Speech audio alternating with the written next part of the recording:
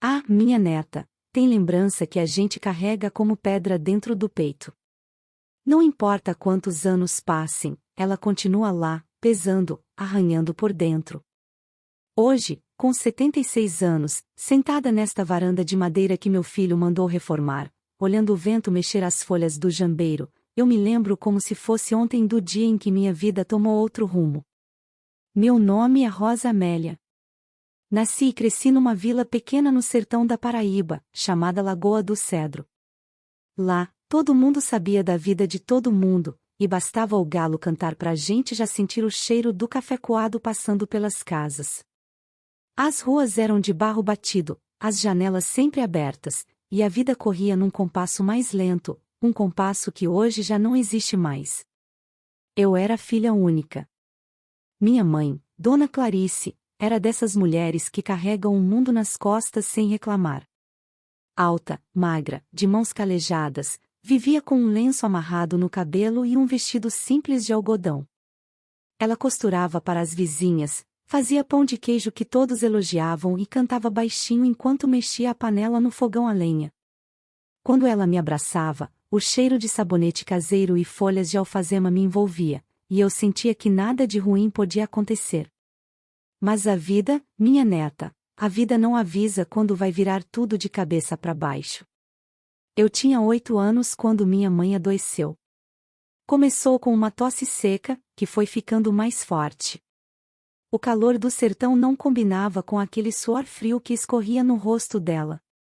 Em menos de uma semana, ela já não conseguia levantar da cama. E numa madrugada silenciosa, enquanto o vento balançava a porta da cozinha, ela se foi. A casa ficou grande demais para mim e pro meu pai, seu Adalberto. Ele era vaqueiro, passava os dias no campo e voltava com o rosto queimado de sol. Antes, me pegava no colo, me chamava de minha florzinha. Depois que mamãe partiu, foi como se ele tivesse perdido o chão. Primeiro vieram os silêncios. Depois, as ausências. E quando estava presente, trazia junto um cheiro forte de cachaça e um olhar perdido. Eu, ainda menina, comecei a cuidar da casa sozinha. Lavava minha própria roupa, cozinhava feijão ralo, varria o chão de barro. Aprendi rápido que era melhor andar leve, quase sem fazer barulho, para não incomodar. O pai que eu conhecia já não morava ali. No lugar dele, havia um homem cansado e, às vezes, irritado sem motivo. Alguns vizinhos tentavam ajudar. Dona Quitéria, que morava na casa amarela da esquina, me chamava de vez em quando para tomar um copo de leite ou comer um pedaço de bolo. Eu agradecia, mas voltava correndo para casa, porque sabia que meu pai não gostava de ver gente se metendo na nossa vida. Foi nesse clima que cresci rápido demais. Aos 10 anos, já sabia fazer pão de milho, aos 11, cuidava de todo o quintal. Aos 12, já negociava sozinha no mercado da vila quando ele não estava. Mas por dentro eu ainda era só uma menina que sentia falta do colo da mãe. Uma tarde de janeiro, o sol ardendo na pele e as cigarras cantando sem parar, meu pai chegou mais cedo do que o costume. Eu estava no quintal, tirando roupa do varal, quando ele apareceu na porta, segurando o chapéu nas mãos. Rosa, larga isso um pouco. Quero falar contigo. O tom dele não era de raiva, mas também não era de carinho. Meu estômago se apertou. Limpei as mãos na barra da saia e me aproximei devagar. Ele coçou a barba rala, olhou pro chão por um tempo e então disse: Vai passar uns tempos na casa de um conhecido meu, o seu Antero. O nome me soou estranho. Seu Antero era dono de um armazém grande, na beira da estrada que levava para a cidade. Eu o tinha visto poucas vezes, sempre de terno claro, chapéu de aba larga e um jeito sério. Por quê, pai? Perguntei, a voz quase sumindo. Eu posso cuidar da casa. Ele desviou o olhar. Lá você vai ter comida, cama e um lugar para ajudar. Aqui tá difícil para mim. Quis perguntar mais, mas a expressão dele me calou. Não parecia um pedido. Era uma decisão já tomada. Naquela noite, quase não dormi. Ficava olhando o teto de madeira, ouvindo o barulho distante dos grilos. A cada pensamento, vinha um aperto no peito. Eu não entendia se aquilo era um castigo, uma ajuda, ou só mais uma forma de se livrar de mim. De manhã, coloquei minhas poucas coisas numa sacola de pano, 2 saias, 2 blusas, um par de sandálias gastas e a boneca de retalhos que minha mãe tinha costurado para mim. O resto era só o que estava na minha memória. Quando a carroça parou no portão, vi seu Antero descendo. Era alto, forte para a idade, e usava óculos escuros que escondiam metade do rosto. Cumprimentou meu pai com um aperto de mão e depois voltou a atenção para mim. Então está a Rosa? Disse, como se confirmasse um produto encomendado. Assenti sem dizer nada. Ele apenas fez um gesto para eu subir na carroça. Meu pai não me abraçou, não disse palavra. Ficou na porta, as mãos nos bolsos, olhando para algum ponto atrás de mim. A carroça começou a andar. O barulho das rodas no chão de terra se misturava ao canto dos passarinhos e ao som do meu próprio coração. Olhei para trás até não conseguir mais ver a casa. E foi ali, no balanço daquele caminho, que percebi que algo dentro de mim tinha mudado para sempre. A estrada até o armazém de seu Antero parecia maior do que eu lembrava. O sol batia oblíquo e fazia cintilar a poeira no ar, como se o caminho inteiro fosse feito de faísca. Eu me sentia pequena, com a sacola apertada no colo, tentando adivinhar o que me esperava. O armazém ficava na beira da estrada principal, perto de um posto de gasolina antigo, e atrás dele havia uma casa de alvenaria com varanda larga, telhas novas e um jardim que parecia sempre varrido. Tudo tinha um jeito de arrumado demais, como prato que ninguém pega por medo de sujar. Quando descemos, um rapaz magro veio correndo abrir o portão. Chamava-se Dé, diminutivo de Délio, e trabalhava no descarrego das sacas. Sorriu rápido, desses sorrisos que não chegam aos olhos, e me ajudou com a sacola. Seu Antero, de óculos escuros e camisa de linho, falou sem olhar diretamente para mim. Aqui a casa anda cedo. Gosta de acordar com o galo? Se for preciso, acordo antes, respondi, tentando não tremer. Ele assentiu, curto. Entramos. A sala tinha um rádio grande, tapete de crochê clarinho, uma cristaleira com copos de vidro fininho, e um relógio de parede que batia as horas com um som que me gelou por dentro. Parecia que marcava não o tempo, mas o meu lugar ali. Na cozinha, encontrei Dona Zenaide, robusta, avental branco, olhos atentos que viam mais do que diziam. Tinha mãos largas e um jeito de falar que lembrava água morna, não queimada, mas também não fria. Então é você a Rosa, disse, enxugando as mãos no pano de prato. Chegou. Vem, minha filha, vou te mostrar suas coisas. Ela me levou por um corredor estreito até um quartinho nos fundos, de janela pequena para o quintal. Havia uma cama de ferro com colchão firme, uma cômoda baixa, um espelho com a borda lascada e uma prateleira com 2 lençóis dobrados, cheiro de alfazema e sabão de cocô. Parecia um lugar honesto, mas tinha algo que eu não sabia nomear, como se a janela olhasse mais para dentro de mim do que eu para fora dela. Aqui você dorme, explicou Zenaide. Acorda às 5, me ajuda no café, varre a varanda, lava a louça. Depois do almoço, a gente acerta as coisas do armazém quando precisar. Domingo é mais leve. Sim, senhora. Ela me observou um momento. Eu sentia, por baixo da camada de afeto, uma pergunta: você aguenta? Eu respondi sem palavras, ajeitando a saia, guardando a boneca de retalhos na gaveta de baixo, como quem assina um compromisso. No primeiro dia, tudo foi trabalho. Acordei antes de o galo cantar, talvez por medo de perder a hora. Zenaide me ensinou a passar o café no coador de pano, mexer o cuscuz de milho, fritar um pedaço de coalho sem deixar estourar. Seu Antero chegou à mesa pontual, 6 em ponto, rádio baixo no noticiário, e comeu em silêncio, como quem cumpre uma regra.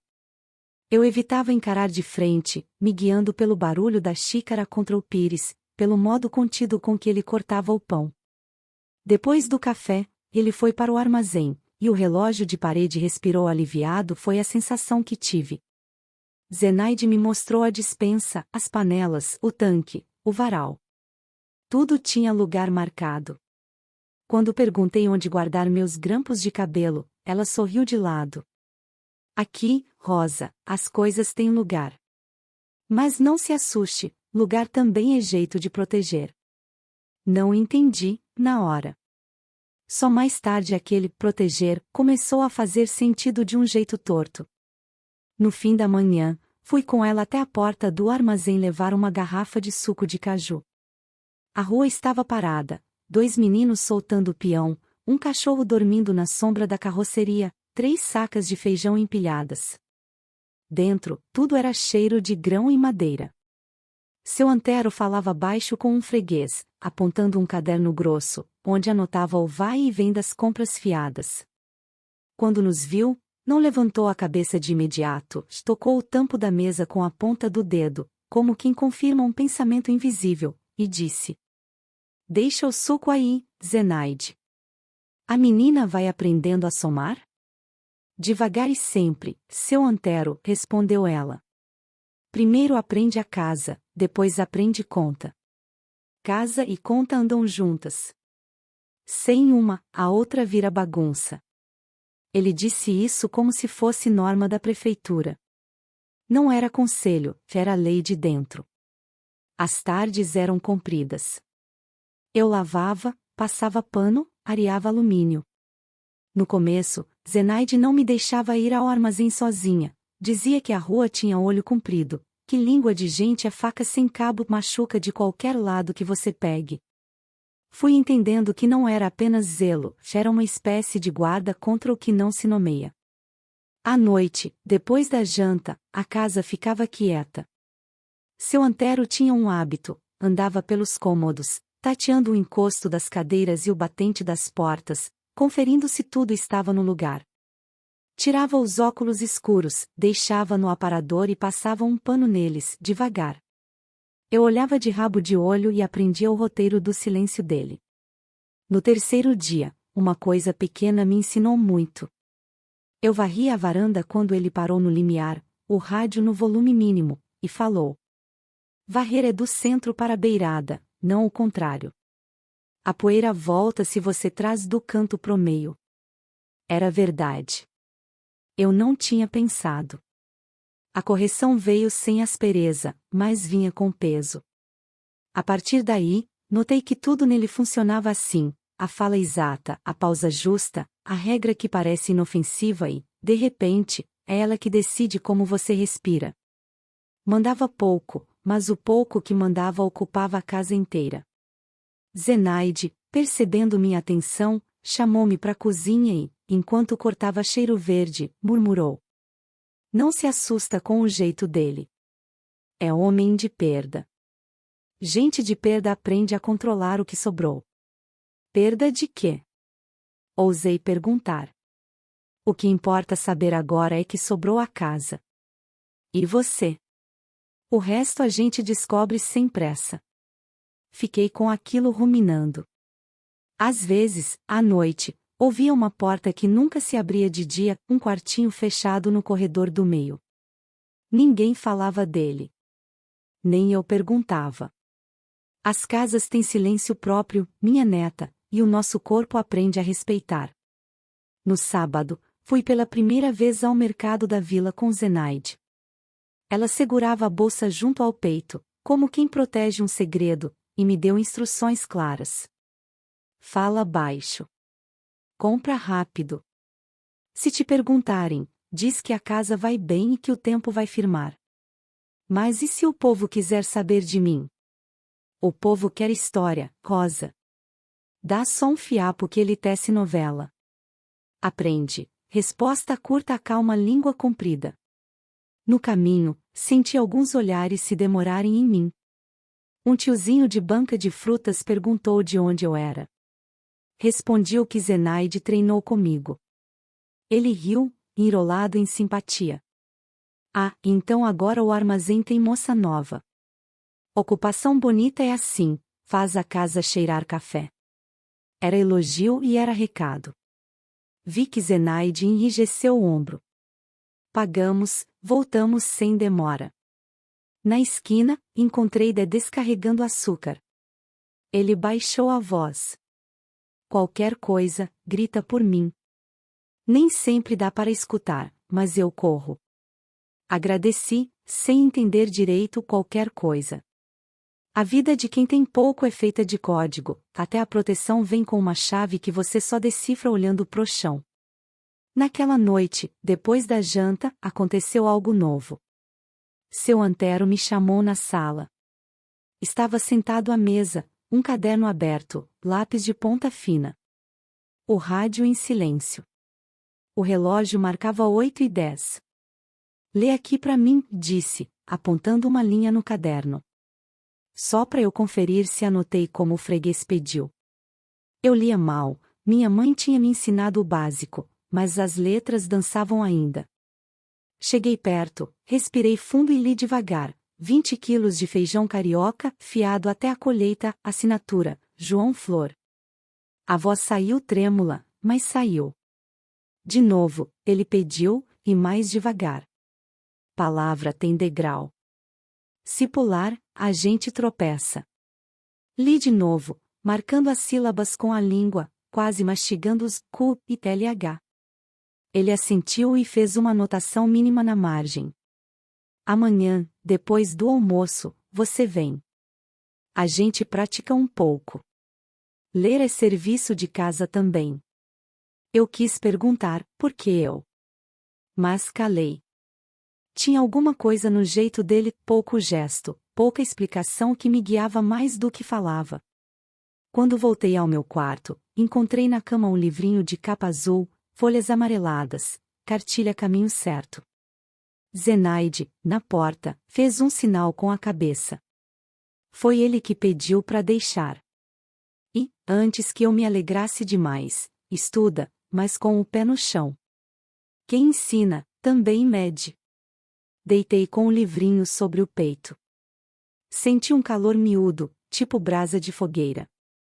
Eu que andava só carregando panelas e varrendo o chão, agora tinha um pedaço de papel chamando meu nome. Fechei os olhos com vontade de guardar aquilo para sempre. Mas o relógio da sala bateu 9 horas, e junto com o som veio um aviso dentro de mim: alegria também é coisa que se cuida, como prato de vidro. Qualquer descuido, trinca. Nos dias seguintes, a rotina foi ganhando músculo. Eu e Zenaide viramos par de dança. Quando eu errava o passo, ela tocava meu cotovelo e eu entendia sem palavra. À tarde, depois do almoço, sentava com seu Antero por meia hora. Ele me fazia ler notas de entrega, nomes de fregueses, um trecho de jornal. Não era carinho, era método. Mas dentro do método havia uma gentileza que eu reconhecia, não a do toque, e sim a do tempo que ele me dava para acertar. Também aprendi os não da casa, os que ninguém dizia e mesmo assim mandavam: não atravessar o corredor do meio depois das 9, não deixar a porta da cozinha encostada, não mexer na gaveta de cima do aparador, não ficar na calçada muito tempo. Aqueles não formavam uma cerca invisível. E, se às vezes eu me sentia protegida dentro dela, noutras era como se ela apertasse ao meu redor, um tantinho por dia. Teve uma tarde em que a energia caiu e ficamos no lusco-fusco. Seu Antero atravessou a sala tateando o ar, como se conhecesse os móveis melhor do que eu conhecia minhas próprias mãos.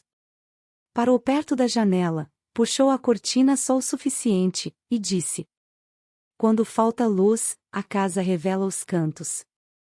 Eu travei na porta. Era uma frase simples, mas me atravessou como faca afiada sem sangue, cortou sem ninguém ver. Porque eu já entendia, toda casa tem canto que fala baixo.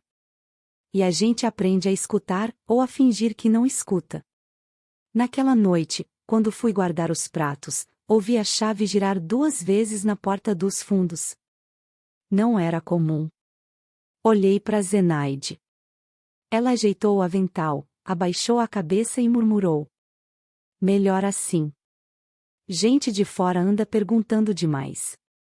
Perguntando o quê? Coisa de sempre. Se a casa está direita, se a menina é direito. Palavra que não presta gosta de viajar. Senti o estômago embrulhar. Eu não tinha feito nada além de existir ali, e mesmo assim já havia um enredo me rondando. O corpo da gente aprende a sentir a sombra antes da sombra chegar. Na semana seguinte, fui ao quintal pendurar lençol. O vento estava bom, cheiro de chuva longe. Dé passou pelo portão e sussurrou sem parar de andar. Rosa, lembra do qualquer coisa. Qualquer coisa virou oração dentro de mim. Não era medo igual ao de antes, aquele do grito e da mão pesada. Era outra espécie, medo em silêncio, feito de regra, de relógio e de chave. Um medo que pede pra gente andar leve, falar baixo, e ainda sorrir. Eu sorri. Porque sorrir, minha neta, também é ferramenta de trabalho. Nesse mesmo dia, seu Antero me chamou mais cedo para as leituras. Sentei, abri a cartilha. Ele apontou para uma palavra, confiança. Lê, pediu. Eu li com esforço, e a palavra pareceu crescer na mesa, ocupando o espaço entre nós. Não sei dizer o que ele pensou. Só sei que anotei por dentro: confiança é bicho arisco, se assusta fácil. Guardei o livrinho, voltei para a cozinha, lavei as mãos demoradamente. Pela janela, vi o céu fechando num cinza de trovoada. A casa respirou diferente. O relógio bateu 6h20. Zenaide colocou a sopa no fogo e, sem me olhar, disse: se a chuva vier forte, a gente recolhe tudo da varanda. E se alguém bater depois das 8, quem atende sou eu. Alguém costuma bater? Arrisquei. Casa que cheira a café e silêncio sempre atrai visita. Ela falou e mexeu a sopa. Eu entendi o que precisava entender. As visitas mais perigosas são as que não trazem assunto, só olhos. E a gente que visita sem entrar, fica na calçada, mede a vida da gente pela fresta do portão. Naquela noite, choveu fino, com o vento. Colhemos as roupas, trancamos as janelas, e eu fui pro quarto com a boneca de retalhos dentro da gaveta e a cartilha debaixo do travesseiro. Antes de deitar, encostei o ouvido na parede. Do outro lado, vinha um som baixo, ritmado, passos contados. Pensei em lugar é jeito de proteger, em quem ensina também mede, em a casa revela os cantos. E eu, que precisava de um canto, me vi virando canto também. Adormeci tarde. No fio entre o sono e a vigília, achei que ouvi a porta do corredor do meio se abrir e fechar sem barulho. Pode ter sido sonho. No interior, sonho e realidade às vezes andam de mãos dadas para pregar peça. O que eu sei é que, no dia seguinte, seu Antero me entregou, sem explicação, um caderninho de capa dura e disse: escreva o que aprender. Palavra lembrada vale por duas. Peguei o caderno como quem recebe uma chave. Eu ainda não sabia de qual porta. Mas aceitei. Porque, ali, aprender ia ser o meu jeito de ficar de pé. E foi assim que começou, minha neta, a casa, as regras, os silêncios e um caderno pequeno cabendo na minha mão. Eu sobrevivi àquele começo. Mas o que veio depois ensinou que, às vezes, o perigo não grita. Sussurra. E é no sussurro que a gente precisa aprender a ouvir o próprio nome. Nos dias seguintes, o caderninho virou meu companheiro secreto. Eu escondia dentro da fronha do travesseiro, junto da cartilha azul. Escrevia pouco, porque ainda me faltavam letras, mas anotava tudo o que conseguia: acordar 5 horas, varrer do centro para a beirada, resposta curta a calma língua comprida. Era como se eu estivesse juntando pedaços de um quebra-cabeça que só eu sabia qual era a figura final. Seu Antero continuava me chamando para as leituras quase todos os dias, sempre depois do almoço. A mesa ficava limpa, o rádio desligado, e ele sentava de frente para mim, lápis na mão, pronto para corrigir qualquer tropeço. Não era impaciência, era um rigor que vinha com calma.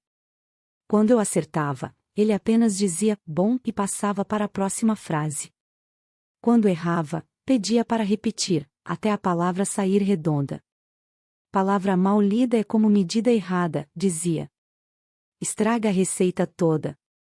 Eu guardava cada correção como se fosse joia. Não porque queria agradar, mas porque começava a entender que aprender era também uma forma de me proteger. Com Zenaide, a convivência seguia num compasso manso, mas cheio de códigos. Ela me ensinava receitas, mas sempre com um comentário escondido no meio, como quem joga uma pedrinha no rio só para ver a água ondular. Quando mexer doce no fogo, nunca vira de repente. Açúcar queimado amarga. Pausa. Pessoa também amarga se mexer bruscamente na vida dela. Eu ouvia e ficava sem saber se ela falava do doce ou de mim. Na terceira semana, aconteceu uma visita diferente. Eu estava lavando as xícaras na cozinha quando ouvi passos firmes na varanda. Pela janela, vi uma mulher alta, pele clara, vestido de tecido encorpado, colar brilhando no sol. Trazia no rosto um sorriso que não alcançava os olhos. Boa tarde, seu Antero, disse, sentando-se sem ser convidada. Faz tempo que não venho. A voz era macia, mas carregava qualquer coisa que lembrava navalha. Fiquei parada, meio escondida, ouvindo o que podia. Trabalho não deixa tempo para visita, Dona Ivete, respondeu ele, seco, como de costume. E a casa? Vejo que tem gente nova por aqui. Meu coração gelou. Zenaide, que estava no corredor, apareceu na cozinha e me fez sinal para continuar lavando, sem levantar a cabeça. Ouvi a mulher insistir. No mercado já comentam. E sabe como é, gente fala. Gente fala porque não tem trabalho suficiente, cortou seu Antero. Quem trabalha, cala a boca. O silêncio que se seguiu me apertou o peito. Dona Ivete não ficou muito. Levantou-se, ajeitou o vestido e se despediu com um até breve que soou mais como ainda volto. Quando ela se foi, Zenaide fechou a porta com um cuidado lento, como se não quisesse acordar alguma coisa. Depois me olhou. Rosa, aprende, nem toda visita vem ver a gente. Algumas vêm medir. E medição demais encolhe a vida da gente. Não perguntei o que ela queria dizer. Mas naquela noite, quando fui deitar, fiquei pensando se eu era a medida que tinham vindo fazer. O tempo no armazém corria em dois ritmos, um, das tarefas do dia, o outro, das histórias que não eram contadas, mas que viviam nas frestas. Eu percebia que, quando passava alguém na rua, seu Antero diminuía o tom da voz. Zenaide, por sua vez, evitava deixar a porta aberta por muito tempo. Eu ainda não sabia o motivo, mas sentia que, de algum jeito, a minha presença ali estava no centro dessas precauções. Numa tarde, Dé me chamou discretamente pelo portão dos fundos. Rosa, você sabe somar 1,5 quilo de feijão com 2,5 quilos de arroz? Respondi que não. Ele me deu um papel com as contas e disse. Aprende. Aqui, conta errada dá prejuízo. E prejuízo, não é só de dinheiro. Aquilo me deixou inquieta. Era como se todos, de um jeito ou de outro, estivessem me preparando para algo que ainda não tinha nome. O clima mudou depois de um episódio pequeno, mas que fez meu corpo inteiro entender que as regras da casa não eram capricho. Estávamos no fim da tarde, preparando o jantar, quando uma batida forte na porta da frente ecoou pela sala. Não era hora de visita, e Zenaide me olhou de um jeito que gelou meus pés. Fica aqui, disse ela. Fiquei parada, escutando. A voz do lado de fora era grave, arrastada, com cheiro de cachaça até no som das palavras. Antero, preciso falar contigo. Ele atendeu com um não é hora tão seco que cortou o ar. O homem insistiu. Ouve, em direção ao batente. O relógio da sala deu uma pancada seca, como se também soubesse que não era hora de ninguém. Eu prendi a respiração. Zenaide ficou entre mim e a porta, não como quem barra, mas como quem filtra o mundo. Volta pra cozinha, Rosa, murmurou.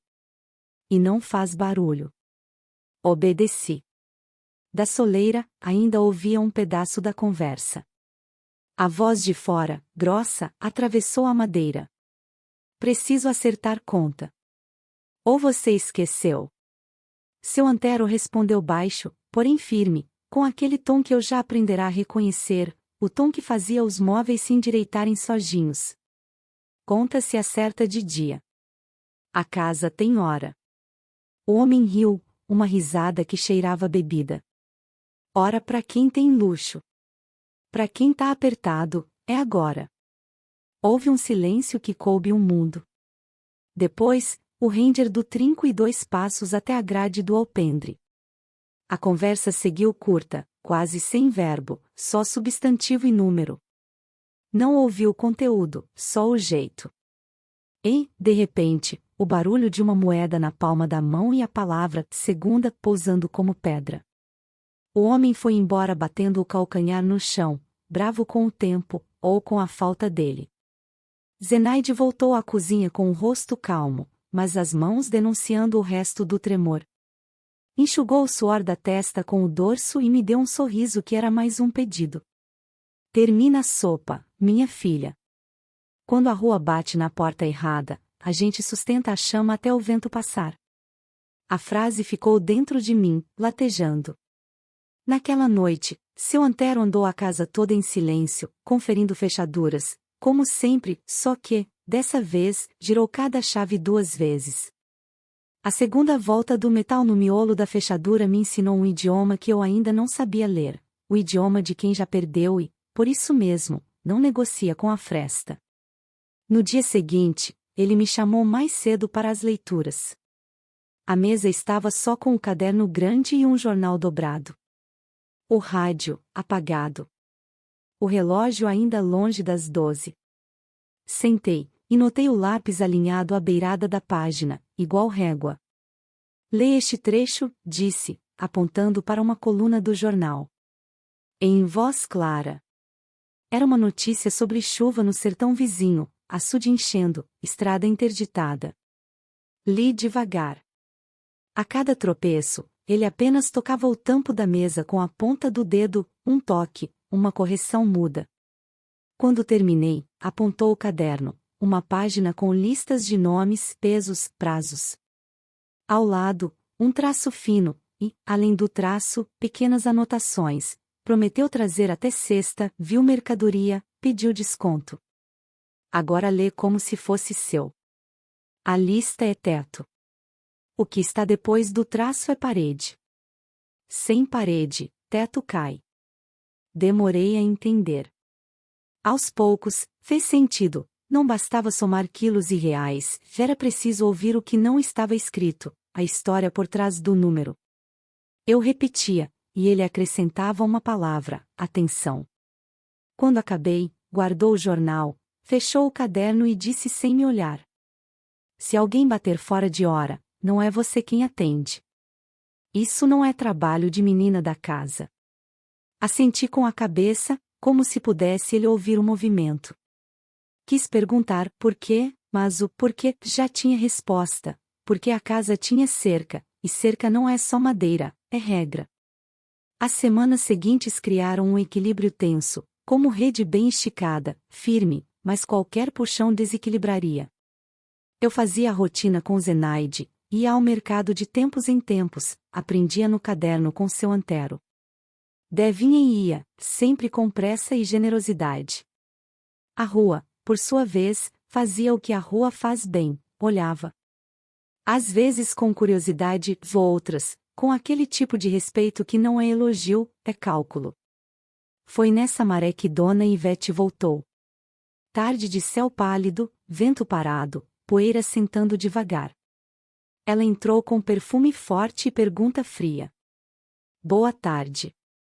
Vejo que a casa segue, movimentada. Seu Antero não cedeu cadeira. Limitou-se a uma saudação mínima. O resto foi gelo polido. A cidade comenta, Antero. A moça, e os olhos dela tocaram em mim de longe, como o dedo que não encosta e, mesmo assim, deixa marca, é de família conhecida? Zenaide respondeu antes dele. É de trabalho conhecido. Dona Ivete sorriu sem dentes. O trabalho, minha senhora, não responde a tudo. Tem coisa que conveniência não resolve. Eu não entendi metade, mas entendi o tom. E tomei nota no meu caderninho mais tarde, antes de dormir. Quando a pergunta não procura resposta, ela procura rumor. Um fim de tarde, no armazém, um freguês conhecido, seu Raimundinho, demorou demais para assinar o canhoto. Ria alto, empurrava a caneta, elogiava meu braço bom para o pacote e, de repente, falou uma coisa que não era grosseria, mas roçava. Não vou repetir, porque não vale. O importante é que eu congelei. Antes que eu pensasse, ouvi passos vindo de dentro, e a figura de seu Antero apareceu à porta do escritório. Não disse nada ao freguês, já apenas estendeu a mão para o papel e apontou o lugar da assinatura. O sorriso do homem murchou 2 medidas. Assinou. Saiu com a cabeça meio de lado, como quem percebeu que ali não, sem entender por quê. Quando ele se foi, seu Antero não me olhou. Só falou para a sala, com voz de aviso geral. A partir de hoje, Rosa não fica no balcão sozinha. Eu queria dizer que dava conta, que sabia desviar, que Zenaide me ensinar a reduzir conversa. Mas engoliu o orgulho. Às vezes, proteção também ferve, se você mexe demais, entorna. Numa manhã de domingo, Zenaide me pediu para ajudar a abrir o quartinho do corredor, aquele que vivia calado. Trazia uma bacia com panos e uma chave que ela tirou do avental, enrolada num pedaço de pano como quem guarda um bicho pequeno. Hoje a gente limpa aqui. O cheiro de guardado me atingiu como lembrança. Dentro, pouca coisa, uma máquina de costura coberta, uma fotografia virada para a parede, uma prateleira com 3 caixas. O sol entrava fininho, riscando a poeira.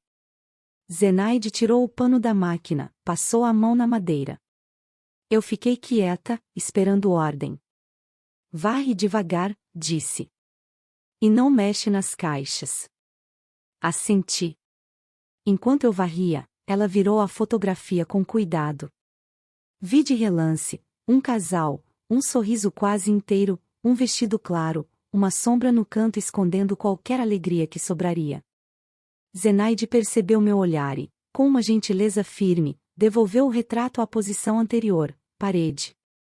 Tem coisa que só volta pro mundo quando o dono quiser, falou, sem dureza, mas sem intervalo. Terminamos de limpar o quartinho em silêncio. Antes de fechar, ela pousou uma flor seca sobre a máquina e fez um sinal na cabeça, cruz sem igreja. Trancou de novo. E eu entendi que há portas que se abrem não para circulação, mas para lembrar que existem. Na volta do mercado, uma conversa atravessou a rua até mim, como quem cai de uma janela sem querer. 2 mulheres cochichavam ao lado do açougue. Dizem que a menina. Dizem muita coisa. Ele é homem direito, mas é a palavra que inventaram para estragar qualquer direito. Passei reta, como Zenaide ensinou, resposta curta acalma língua comprida, e passo certo corta cochicho. Por dentro, porém, uma fadiga cansou minha nuca. A gente se acostuma a pôr prato na mesa, mas não se acostuma a servir rumor engasga. Naquele dia, ao fim da tarde, seu Antero me estendeu um apito pequeno, de metal fosco, pendurado numa linha de algodão. Se precisar, assovia. 1 vez, eu ou Dé. 2, Zenaide. 3, todo mundo. Segurei o apito como quem segura um segredo barulhento. O peso era leve, o sentido pesado. Coloquei por dentro do vestido, na altura do peito. Senti o frio do metal tocar a pele e acordar uma espécie de coragem que dói. Pouco a pouco, fui ganhando tarefas de conta. Somar pesagens, cruzar encomenda com estoque, copiar recibo no caderno grande. Ele me mostrava o método sem elogio, sem carinho, mas com uma atenção que, a seu modo, aquecia. Um dia, errando um número, pedi desculpa. Ele disse: desculpa se dá quando a gente tira do outro. Quando erra em serviço, dá é correção. E me fez refazer. Refiz. O erro virou ponte. Do outro lado dela, eu pisava melhor. Uma tarde nublada, a energia caiu de novo. Fechamos as janelas, acendemos lamparinas. As sombras aumentaram o tamanho das coisas. O rádio, morto, o relógio, soberano.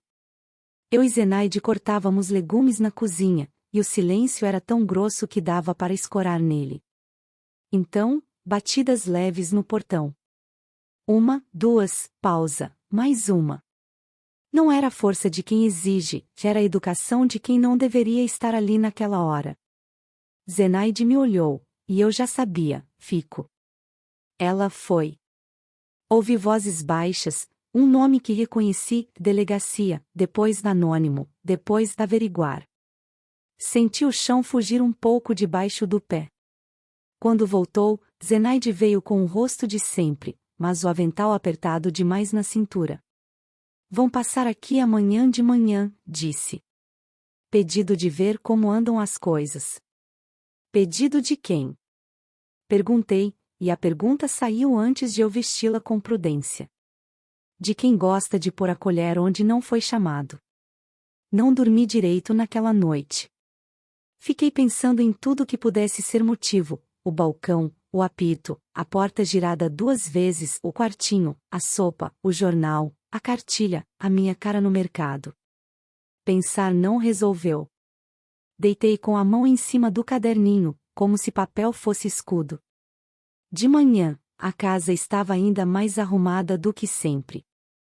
Zenaide alinhou o pano de prato como se fosse uma bandeira. Eu varri do centro para a beirada, como mandava a regra. O rádio ligado baixinho, música de sanfona para disfarçar o nervoso. O portão bateu às 9 em ponto.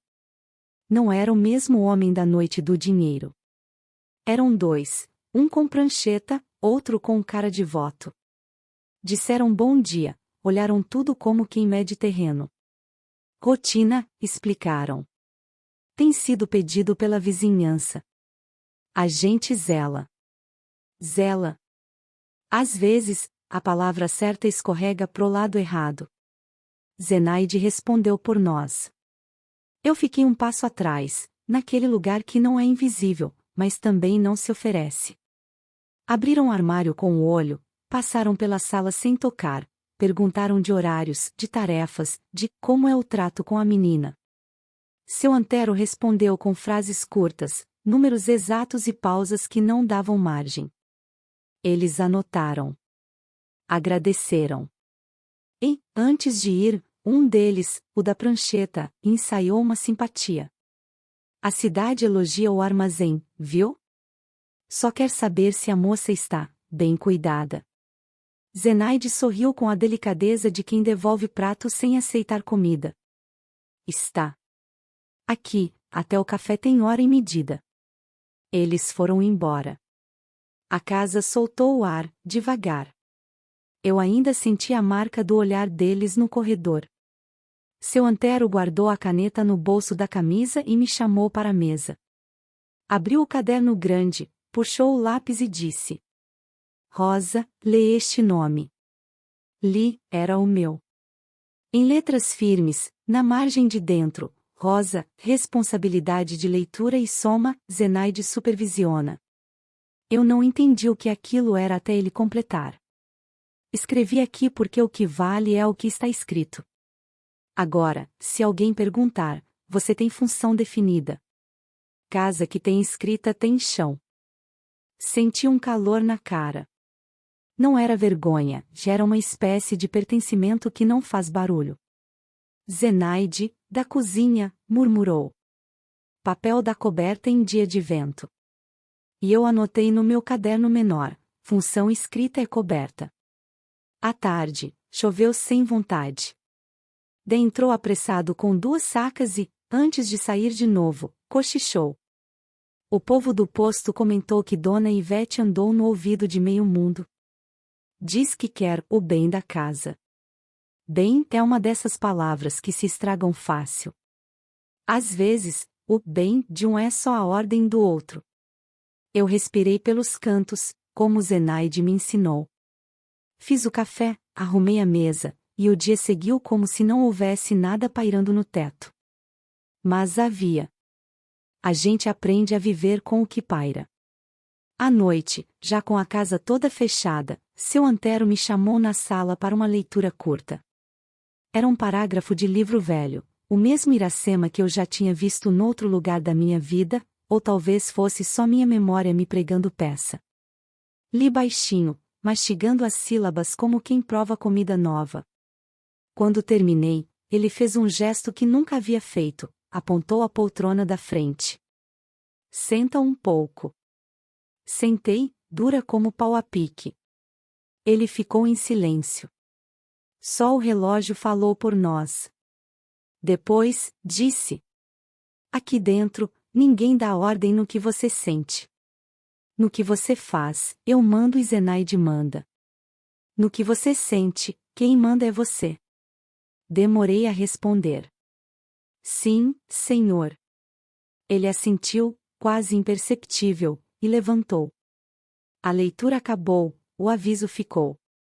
Voltei para o quarto com as pernas leves e o pensamento pesado. Havia, naquele limite, um respeito que me sustentava e um medo antigo que não dormia. Entendi, pela primeira vez com clareza, que ficar e pertencer não são a mesma coisa. Eu ficava. E começava a pertencer um tantinho. Mas pertencer de verdade, isso é chão que se conquista um grão por vez. No domingo seguinte, fui com Zenaide à missa cedo. Entrei, sentei nos bancos do fundo, fiz o que todo mundo fazia. Na saída, Dona Ivete nos alcançou no adro, perfume e sorriso. Bom dia, meninas. Como vão as coisas, na casa? Zenaide respondeu com um sim que não abre porta. Vão. Fico feliz. Sabe, a cidade cuida. Às vezes a gente precisa, e ela mordeu a palavra, orientar. Quem precisa de orientação procura a escola, Zenaide disse, sem tirar a doçura do rosto. Casa é outra matéria. O sorriso de Dona Ivete ficou pesado. Ela apertou minha mão com delicadeza que machuca e se despediu. Voltamos para casa sem trocar juízo. Só mais tarde, mexendo o almoço, Zenaide falou. Gente que diz orientar, quase sempre quer mandar. Eu ri de leve, mas por dentro me deu um arrepio que não era frio, era aviso. À tardinha, recolhi os lençóis da varanda. O vento veio de leste, trazendo o cheiro de estrada molhada. Pendurei o último tecido no braço e, quando virei para entrar, percebi um vulto parado do lado de fora do portão. Não se mexia, não falava, não batia. Estava só ali, olhando a casa como quem mede a altura de um muro. Eu ia chamar Zenaide, mas, antes que a voz me obedecesse, o vulto virou as costas e sumiu, caminhando lento. Apertei o apito entre os dedos. Não usei. Às vezes, não é o barulho que resolve, é a lembrança de que ele existe. Naquela noite, escrevi no meu caderno: tem visita que vem para dentro. Tem visita que vem por fora. As duas entram se a gente esquecer da chave. Fechei o caderno, guardei debaixo do travesseiro. O relógio marcou 9, depois 10 dormi pouco. Sonhei que varria do centro para a beirada e a poeira voltava para o meio, teimosa. Acordei com a certeza calma e dura de quem aprende devagar. O perigo que grita a gente enxerga, o que sussurra a gente só percebe quando já se sentou na sala. E, minha neta, nessa casa, o que sussurrava tinha começado a dizer meu nome. Na manhã seguinte, o ar parecia mais denso, como se a noite tivesse deixado alguma coisa suspensa sobre a casa. Zenaide me entregou o pano de prato e disse para eu limpar a mesa do café. mas sua voz estava com menos açúcar do que de costume. Seu antero estava no armazém mais cedo do que o normal, e o rádio, ligado baixinho, soltava um chiado de estação mal sintonizada. Sentei para tomar um gole de café, mas o gosto amargo não era do pó. Era da sensação de que alguma coisa se preparava. Às 9, a batida no portão veio seca, medida, e, dessa vez, não foi curiosidade, foi oficial.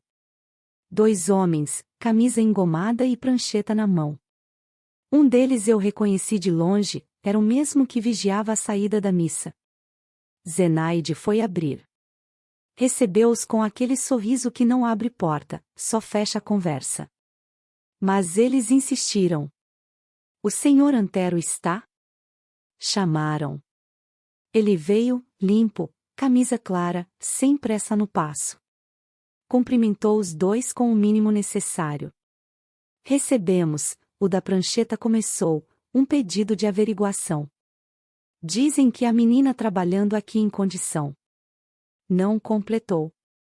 A pausa carregava peso de acusação.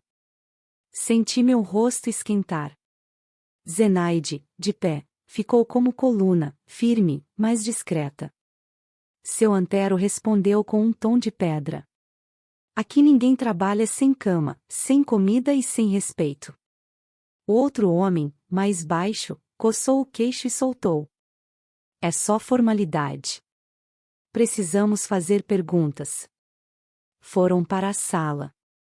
Eu fiquei na cozinha, mas cada palavra deles atravessava o corredor. Perguntaram de horários, de tarefas, de liberdade de ir e vir.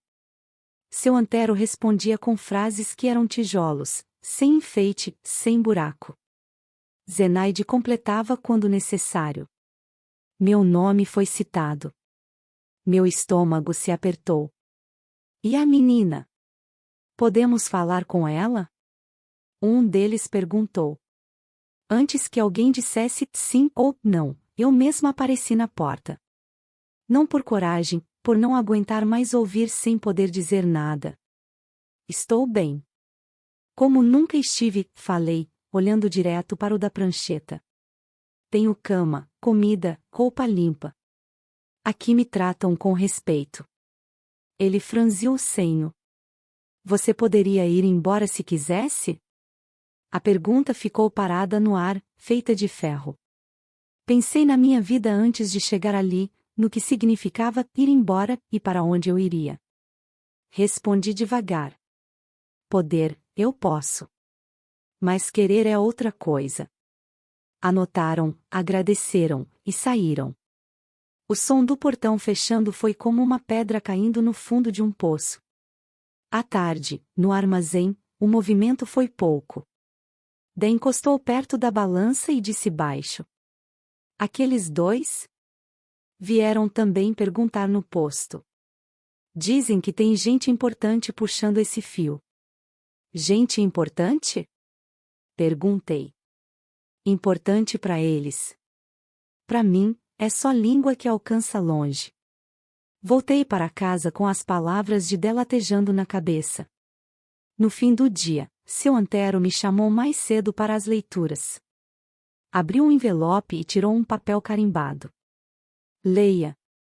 Era uma notificação, solicitação de comparecimento para esclarecimento sobre a situação da menor residente na propriedade. Minhas mãos suaram. Vão querer me levar? Perguntei. Ele encostou o dedo no papel, firme. Vão querer.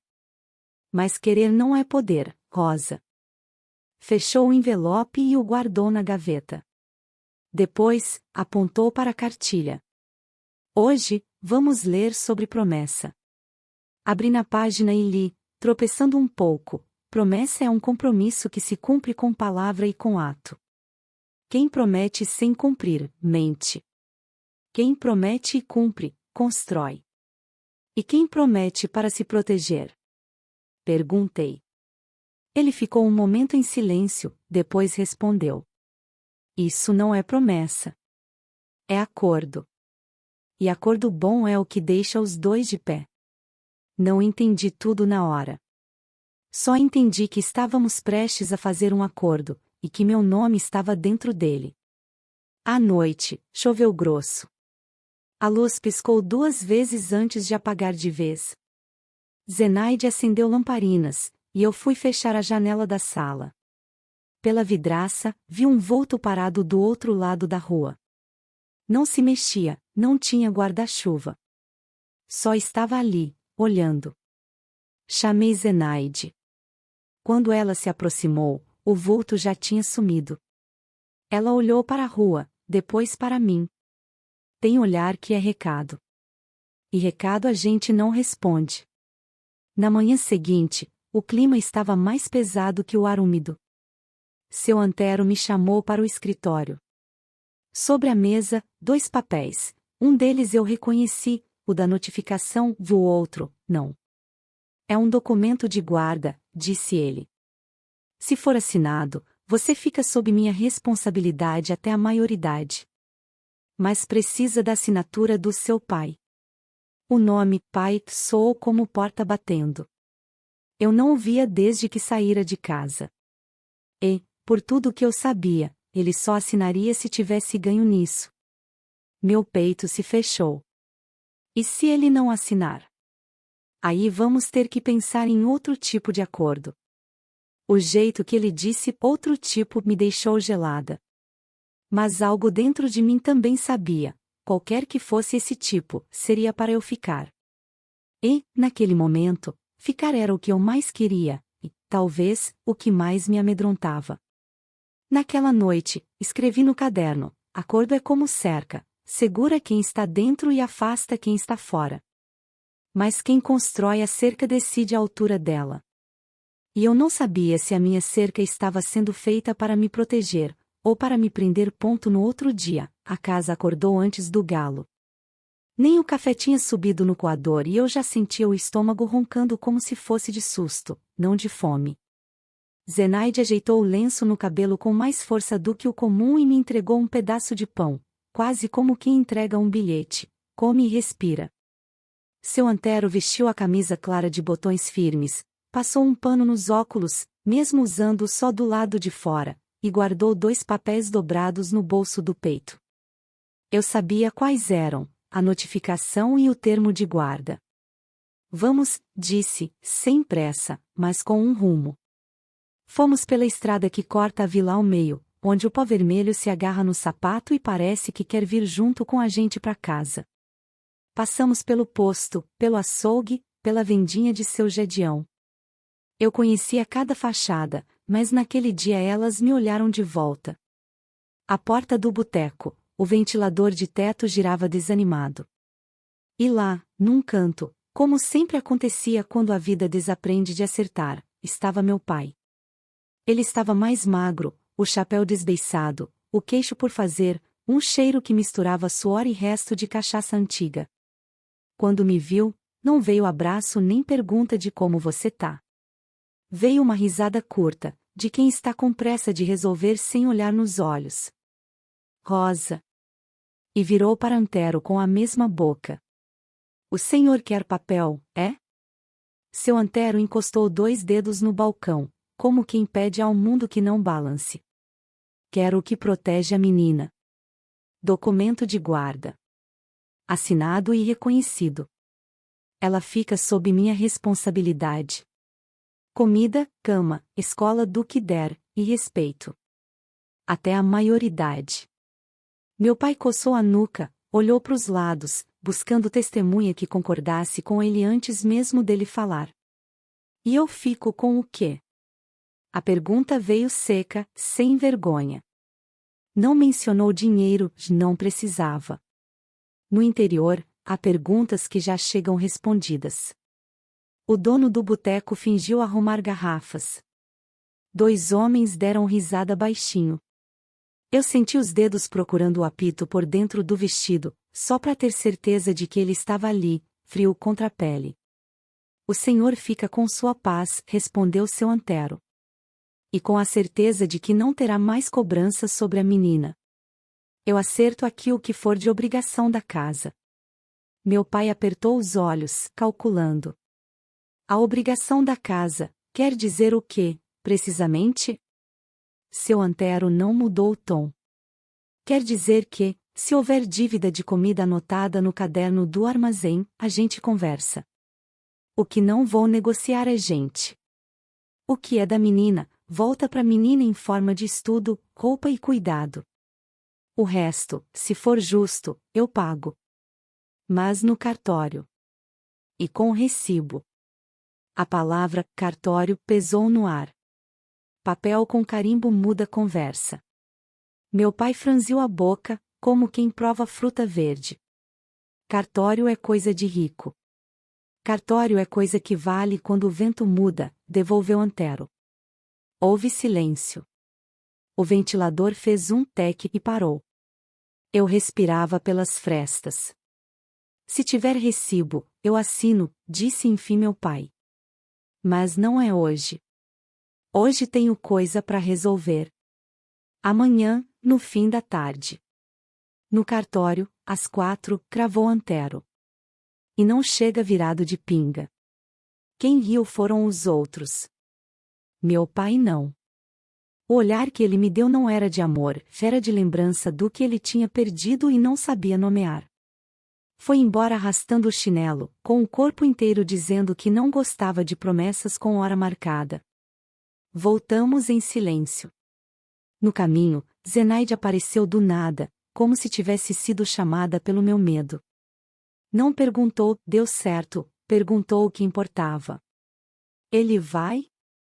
Vai, respondi, mas minha voz veio com a interrogação pendurada na ponta. À tarde, arrumei o armazém com Dé. Ele amarrava as bocas das sacas com um nó curto e preciso. Cartório? Perguntou, sem levantar os olhos. 4 da tarde. Então até lá a rua vai crescer de língua, disse, e me passou o cordão da saca. Quando alargar, você afina. Põe foco no que tem nome e data. Escrevi no meu caderninho, escondida no balcão, nome, data, recibo. Promessa que vira parede. A hora passou em cacos. Na cozinha, Zenaide mexia o feijão, mas não era feijão, era um jeito de espantar pensamento. No meio do serviço, ela me entregou um envelope pardo, meio gasto, com meu nome escrito de letra bonita, que não era a dela. Guarda, falou só isso. Abri sozinha, mais tarde, havia ali minha certidão antiga, uma foto pequenina minha com minha mãe, um papel com uma oração curta, e uma camisa de botão infantil, bordada com minhas iniciais tortas. Zenaide nunca me tinha dado lembrança antes. Eu entendi, às vezes, o que protege não é chave, é lembrança. No meio da noite, a casa recebeu um recado sem carteiro. Primeiro, os cachorros latiram, depois, silêncio. Eu estava no quarto, deitada com os olhos abertos, medindo o escuro com a ponta dos dedos, quando ouvi o estalo do arame do galinheiro lá fora. Sentei na cama, mão no apito. Um segundo estalo. 3 sopros curtos, como combinado. O som cortou a madrugada. De dentro do galpão, o passo de Dé veio correndo, junto com o barulho de madeira arrastando. Zenaide acendeu a lamparina, e seu Antero atravessou a sala com a mão na parede, seguro, como quem conhece a casa nos olhos dos pés. Lá fora, nada de gente. Só o galinheiro com o arame cortado e uma sombra de pé de caju balançando mais do que o vento mandava. Dé apontou o cabo de enxada para o quintal, girando devagar, como quem varre o escuro. Recado, disse, simples. Ninguém falou quem. Nomes dados cedo demais viram adubo de fofoca. Zenaide avaliou o corte no arame, sacudiu a cabeça e trouxe uma corda grossa. Eu tremia sem mostrar. O apito, quente de sopro, colado no meu peito, fazia o coração parecer tambor. Quando voltamos para dentro, seu Antero trancou as portas, girou 2 vezes as chaves e passou a mão pelos batentes, num gesto que mais parecia reza. Sentou na mesa da sala, abriu o caderno de notas e, numa margem, escreveu uma palavra só, amanhã. Dorme, Rosa, disse, sem olhar. Medo rende muito quando a gente troca por vigília. Deitei, mas só dormi um pedaço de hora. Sonhei que o cartório era um açude e que a caneta precisava da água para nadar. Acordei suada, porém inteira. Lavei o rosto com água fria e encontrei Zenaide na cozinha com o café pronto antes do sol. O cheiro me devolveu ao corpo. Hoje você vai de vestido sem flor, ela decretou. E prende o cabelo. Palavra séria veste roupa de respeito. Vesti a roupa que ela separou. Dé amarrou melhor o cadeado do galinheiro e nos acompanhou até a esquina. A vila tinha acordado cedo também, ou nem tinha dormido. O açougueiro lavava a calçada como quem apaga a história. Dona Ivete, de vestido azul, conversava com o escrivão na porta do cartório, sorriso de quem já chegou antes para preparar cadeira. Bom dia, ela cantou, docemente seca. Vim reconhecer firma. Não respondeu para mim, respondeu pro ar ao redor. Em lugares de papel, quem chega primeiro faz sombra. Seu antero respondeu com o mesmo cumprimento curto. O escrivão nos fez sinal para esperar. Meu pai não veio às 4 em ponto. Veio às 4:20, barba mal feita, camisa por dentro só da frente, os olhos procurando aplauso. Trazia no canto da boca um sorriso de moeda. Cheguei. O escrivão ajeitou os papéis. Seu antero, com uma calma que parecia de pedra polida, tirou do bolso um recibo já preenchido, valor exato do que havia no caderno do armazém, nada mais, nada menos. Colocou sobre a mesa, alinhado ao termo de guarda. O senhor lê, disse ao meu pai. Meu pai fingiu ler. Não leu.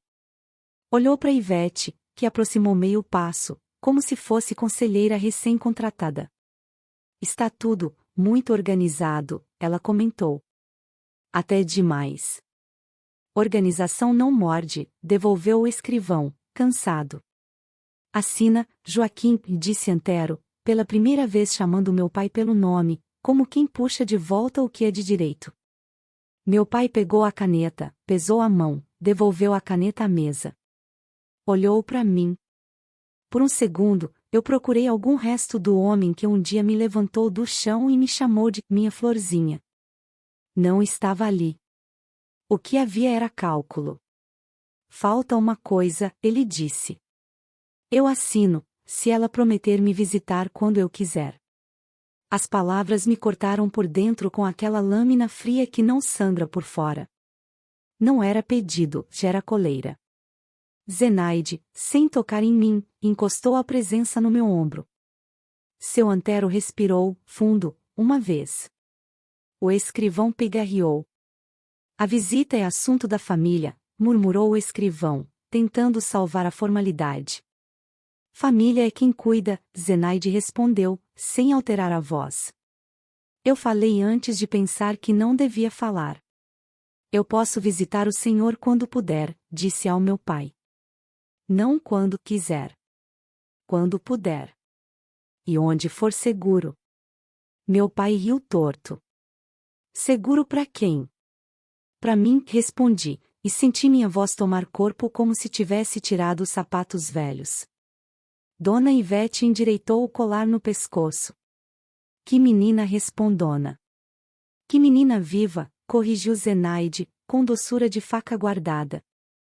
O ar ficou denso, o ventilador do cartório rodando sem vento. Seu antero, ainda calmo, deslizou o recibo mais perto do meu pai e disse. O que está combinado está no papel. O resto é conversa de varanda. Assina. Meu pai olhou o dinheiro com sede, olhou Ivete pedindo bênção invisível, olhou para mim como quem mede não a altura, mas a teimosia. E assinou.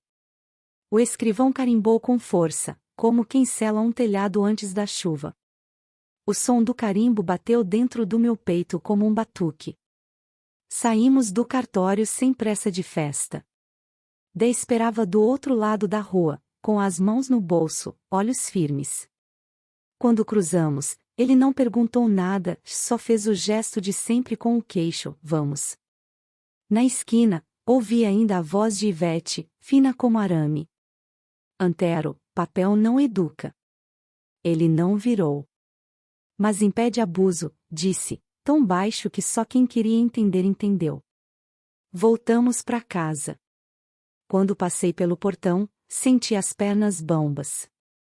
Zenaide me levou direto para a cozinha, empurrou um copo de água com açúcar para minha mão e alisou meu cabelo preso, com um carinho que não pede licença. Pronto, disse. Papel não é milagre. É arma branca. Se a vida vier te empurrar, você mostra o carimbo. À noite, depois da janta, seu Antero abriu o caderno grande e escreveu na margem, guarda reconhecida. Do meu lado, abri o meu caderno pequeno e copiei, como quem finca plaquinha em chão recém-cercado. Dormi de uma vez só, coisa que eu não fazia havia semanas. Ainda assim, no meio da madrugada, acordei com um barulho leve, quase nada, a chuva começando. Sorri sem abrir os olhos. E pensei, sem alegria de novela, mas com a paz de quem ganhou 1 centímetro de chão, hoje eu continuo aqui. Amanhã a gente vê. Porque, minha neta, a gente sobrevive assim, um papel, uma regra, um copo d'água, um fio de coragem. E a certeza simples, porém teimosa, de que meu nome, escrito direito, não cabe mais no caderno de ninguém. 2 dias depois do cartório, a vila já tinha virado uma panela de tampa solta. Quem passava na rua olhava para dentro do armazém como se fosse vitrine de novidade. As senhoras cochichavam na fila do pão, os homens no boteco paravam a conversa quando eu aparecia. Ninguém perguntava diretamente, mas todo olhar vinha carregado de um "então é verdade". Na cozinha, Zenaide mantinha o mesmo ritmo de sempre, mas percebia-se que ela ouvia mais do que falava.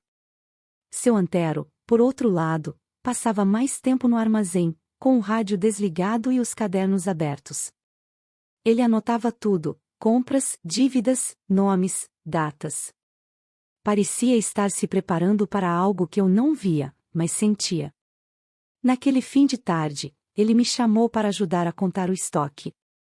No fundo do armazém, entre sacos de feijão e caixas de querosene, ele falou sem levantar a cabeça. O papel que temos agora te dá uma sombra. Mas sombra não é muro. Olhei para ele, sem entender. Quer dizer que ainda pode ter gente tentando te puxar para fora dessa sombra. Alguns por te querer de volta, outros só para provar que conseguem. Aquilo ficou na minha cabeça. À noite, Zenaide bateu à porta do meu quarto com um prato de bolo de fubá. Sentou-se na beira da cama e perguntou: Você já pensou no que faria se tivesse que sair daqui de repente? Engoli o bolo devagar. Não. E não quero pensar. Pois pense. A voz dela estava firme. Quem não se prepara acaba aceitando qualquer mão que se estende, mesmo que ela venha com unha suja. Você acha que alguém vai tentar me levar? Perguntei. Ela suspirou. Eu acho que gente que perde algo que acha que é seu, não esquece fácil. No dia seguinte, precisei ir até a venda de Dona Lourdes comprar farinha. O caminho era curto, mas a rua parecia mais longa que de costume. No meio da estrada, um homem que eu não conhecia me parou. Usava chapéu baixo, barba rala e um sorriso de quem já sabia meu nome. Você é a menina do seu Antero, não é? Não respondi. Ele continuou. Seu pai fala muito de você. Disse que é esperta. Que um dia ainda volta para casa. A palavra casa soou como pedra no sapato. Apertei o saco de farinha contra o peito e segui andando, mas ele deu 2 passos para me acompanhar. Se precisar de ajuda, é só perguntar. Tem gente disposta a buscar o que é seu por direito. Olhei rápido para os lados, a rua estava vazia. Apertei o passo. Ele não tentou me segurar, mas o olhar ficou grudado nas minhas costas até a esquina. Quando cheguei em casa, Zenaide percebeu de longe que algo não estava certo. Deixei a farinha no balcão e contei o que aconteceu. Seu Antero ouviu em silêncio, mexendo devagar a xícara de café. Não é recado qualquer, disse ele por fim. É teste. Querem saber se você se assusta fácil. E o que eu faço? Finge que não ouviu. E me diz. Sempre. 2 dias depois, uma carta chegou pelo menino do correio. Era endereçada a mim, mas sem remetente. O papel cheirava a fumo e vinha escrito com letra apressada: lembre-se de onde veio. O sangue não se troca por papel. Mostrei a carta para Zenaide. Ela leu, rasgou em pedaços pequenos e jogou no fogão. Quem escreve escondido não merece resposta. Mas dentro de mim, aquela frase grudou como visgo: o sangue não se troca por papel. No sábado, quando o armazém fechou, seu Antero me chamou para o escritório. Sobre a mesa, havia uma pequena caixa de madeira.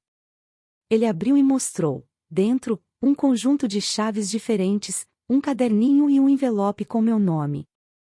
Se um dia precisar sair daqui sem aviso, leva isso.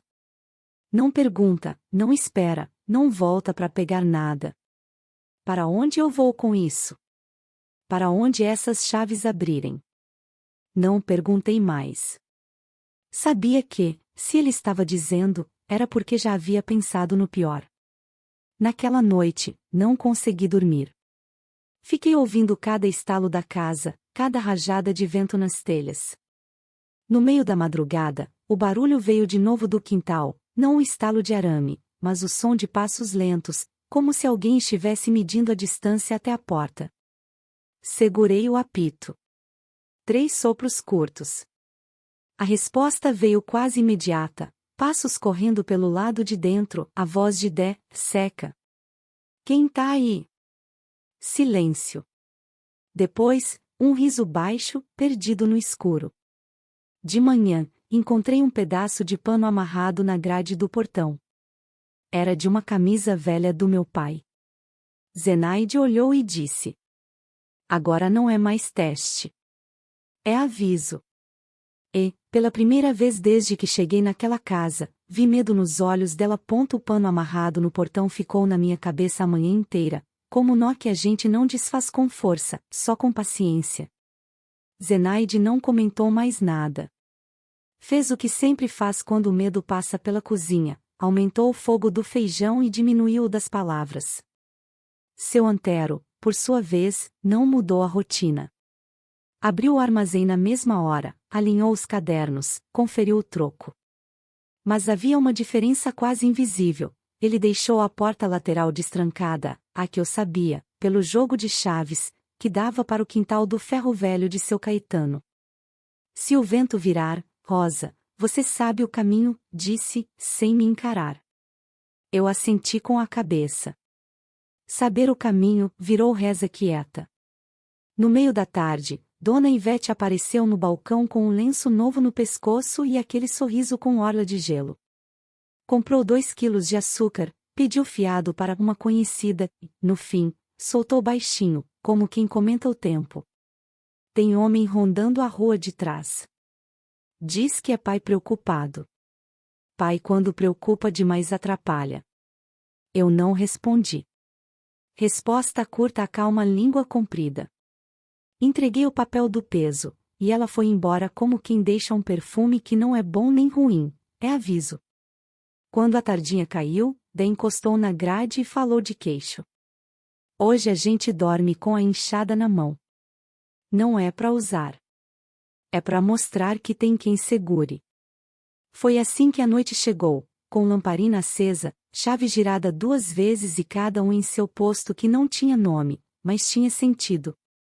O ar cheirava a chuva prometida e a urubuqué que batia no poste como quem chama. Fiquei no meu quarto com o apito no peito, o caderninho debaixo do travesseiro e a cartilha aberta na palavra cautela. Não sei que horas eram quando ouvi o primeiro barulho, passo torto no cascalho, como se a rua tivesse se lembrado de um velho hábito. Depois, 3 pancadinhas na madeira do portão. Não era a batida de quem pede licença. Era o toque de quem fala, tô aqui. Olhei para Zenaide. Ela ergueu um dedo, espera, foi até a sala e apagou uma das lamparinas, deixando a casa com luz de cinema antigo. Seu Antero ficou na cadeira, mão no tampo da mesa, a outra no bolso da camisa, o bolso onde dormia o papel do cartório. As pancadas vieram de novo, agora mais largas. E então a voz. Rosa. Abre. É seu pai. Eu não esperava o meu nome. O nome dito nessa hora gritava pequeno. Engoli a vontade de responder. 3 sopros no apito teriam trazido todos, mas a casa já era o apito. Ouviu arrastar da bota de Dé, a sombra dele chegando pelo galpão, ouvi Zenaide encostando o ombro na porta da cozinha como quem segura um armário pesado, ouvi seu Antero levantar só meio palmo. Aqui quem fala é a casa, disse ele, sem gritar. E a casa respondeu no cartório. Silêncio. O vento mexeu o jambeiro. Meu pai tentou usar outra chave, a da lembrança. Rosa, eu criei você. Sangue não se troca por papel.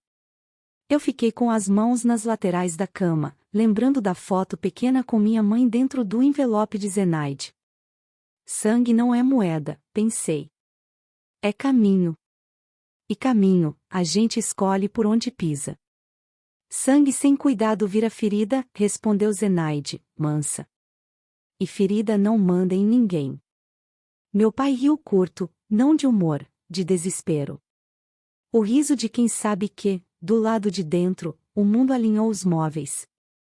A fechadura gemeu, não porque alguém forçou, mas porque as portas sentem. Mais um segundo, e outra voz cortou a rua, a de seu Caetano, vindo do fundo, com a lanterna acesa. Se for visita, vem de dia. Se for problema, não é aqui. Vi pela janela as luzes do posto piscarem 2 vezes, como um combinado antigo que eu não sabia existir. A vila, que finge dormir cedo, às vezes acorda para as coisas certas. Um vulto recuou. Meu pai resmungou: isso não fica assim, e pisou duro para longe, como quem promete com os calcanhares. Ninguém comemorou. A casa respirou um pouco mais larga, só isso. Zenaide acendeu de novo a lamparina e colocou água no fogo. A gente vence o medo por vez, com água quente e papel no bolso. Na manhã seguinte, a rua tinha virado retrato, tudo igual, mas não do mesmo jeito. O pano no portão desaparecera.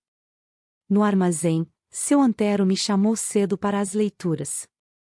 Abriu o caderno grande, na margem, escreveu: ocorrência, tentativa de retirada, não atendida, vizinhança presente. Eu lia e copiava, com a letra que ainda nascia torta, mas já se entendia. Função escrita é coberta, eu repetia por dentro, como quem puxa o cobertor até o queixo. No fim do dia, apareceu um homem de chapéu limpo, paletó claro, prancheta. Não era dos que vinham medir. Era dos que anotam e depois voltam só se tiver mesmo necessidade. Conversou pouco com seu Antero, pediu para ver o papel da guarda, olhou a cozinha, cumprimentou Zenaide com respeito, me perguntou se eu estava estudando. Eu disse que sim, a cartilha, as contas, as letras do jornal. Ele anotou, assentiu, e deixou uma frase simples, sem ameaça e sem consolo. Por enquanto, é isso. Por enquanto. Por enquanto, é uma rede armada, conforta e lembra que balança. O tempo caminhou do seu jeito, sem aplauso. Meu pai ainda rondou mais 2 vezes, nunca à luz do dia. Um bilhete sem assinatura ainda apareceu na soleira: um dia você lembra de quem você é, e outro pano foi encontrado na cerca do galinheiro. Mas os passos cansaram. O cartório cansa gente que gosta de atalho. Dona Ivete, percebendo que a novela começava a perder audiência, cuidou da vida de quem queria ser visto. Deu bom dia sem perfume de corte, o mais importante, parou de comentar em voz baixa o que fingia não dizer em voz alta. Eu fiquei. E, ficando, aprendi. As contas deixaram de me assustar. Os nomes dos fregueses, com a história depois do traço, começaram a fazer sentido na minha mão. Zenaide me ensinou a costurar barra e a ver quando a panela pede sal antes de dizer. Dé me mostrou como amarrar sacas sem gastar corda, e seu Antero, do jeito dele, me ensinou que regra é cadeira, não abraça, mas sustenta. Passaram-se meses. Um dia, ele colocou, sobre a mesa, algo que não era cartilha nem caderno do armazém, um livro de capa verde, aritmética comercial. É isso que vem depois da cartilha, falou. Se você quiser. Eu quis. Não por ele, por mim. O futuro não chegou de cavalo. Chegou de página. Quando completei idade de escrever sem pedir, seu Antero foi comigo ao colégio noturno da cidade. Matriculou-me com a mesma voz com que compra feijão, clara, sem fiado. Na volta, Zenaide chorou na cozinha, de fininho, como quem corta cebola. Eu nem sempre pude assistir às aulas, a casa come tempo, mas as letras ficaram. E, com elas, o direito de dizer meu nome com a minha voz. Vi a vila mudar de assunto, como vila faz. Teve enchente no fim de ano, teve festa de padroeiro, teve ônibus novo com destino pintado na frente, e teve gente indo embora. Um dia, soubemos que meu pai tinha seguido o caminhão de safra para longe. Não mandou recado. Nem eu. Às vezes a vida se protege deixando portas sem dobradiça. Seu Antero envelheceu devagar, mas envelheceu. Continuou firme no método, mais leve na pausa. Nunca mudou comigo o que não precisava mudar. Casa arrumada, regra clara, livro vivo. No dia em que a vista dele começou a falhar nas letras miúdas, fui eu quem leu o jornal. Ele ouviu, tocou o tampo da mesa, o gesto de sempre, e disse baixinho. Palavra, quando fica em duas vozes, cria parede mais forte. Cresci dentro daquela parede, não para me esconder, mas para ter de onde sair. Quando chegou a hora de escolher, escolhi duas coisas: seguir estudando e não repetir com ninguém a cerca que me apertou. Aprendi a abrir e fechar, a dizer não sem grito e sim sem dívida. Aprendi que proteção e posse são palavras que se parecem, mas não são parentes. Hoje, nesta varanda, com o jambeiro que ainda insiste em dar fruto fora de época, eu digo que sobrevivi, não porque não doeu, e sim porque soube respirar entre uma dor e outra. Sobrevivi ao pano no portão, à língua da rua, ao sangue pusado como corrente, ao medo que sussurra. Mas sobrevivi com marcas. Ainda varro do centro para a beirada, ainda confiro fechadura 2 vezes quando o vento muda, ainda escrevo nas margens do que vivo, para que a vida não me coma sem recibo. Se você me pergunta, valeu, eu te respondo do jeito que aprendi: o que vale é o que está escrito por dentro. O meu por dentro diz que eu não virei história de varanda, virei mulher que sabe a medida do que aceita. E, quando alguém me pergunta o que fazer quando a rua bate fora de hora, eu ensino o que Zenaide me ensinou: água quente, chave boa, papel no bolso e nome dito em voz inteira. O resto, a gente mede na luz do dia. Eu sobrevivi, minha neta. Mas a sobrevivência não é milagre que cai do céu. É rotina, caderno pequeno, apito guardado, gente que fica do lado certo do portão. É aprender que cuidado não é cerca para aprender, é caminho para passar. E, se ainda há noites em que o passado tenta entrar por fresta, eu sento à mesa, abro meu caderno e escrevo: hoje, aqui dentro, quem manda no que eu sinto sou eu. Depois fecho, giro a chave 2 vezes e deixo o jambeiro conversar com o vento.